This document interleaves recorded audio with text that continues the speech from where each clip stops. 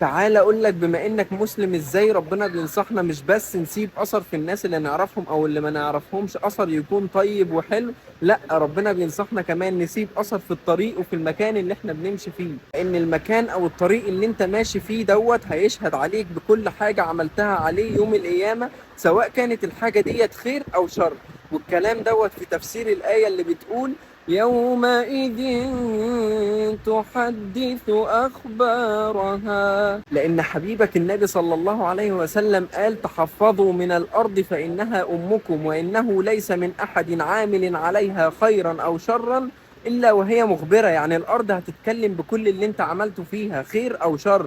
طب أقول لك على حاجة ممكن تكون أول مرة تسمعها: المؤمن لما بيموت المكان اللي كان بيصلي فيه بيبكي عليه. فعايزك تسيب أثر في كل مكان بتروحه، سواء تسبيح أو استغفار أو ذكر أو قراءة قرآن أو أي حاجة تدل على إنك كنت في المكان ده وعملت أثر طيب فيه. حتى وإنت مسافر أو رايح شغلك أو أي حاجة، اذكر ربنا وسيب أثر طيب ليك في الطريق. الله أعلم هتعدي على الطريق ده تاني ولا لأ. لعل النصيحة دي يا حبيب قلبي تكون هي النصيحة المنجية ليك من عذاب يوم عظيم. السلام عليكم ورحمة الله وبركاته.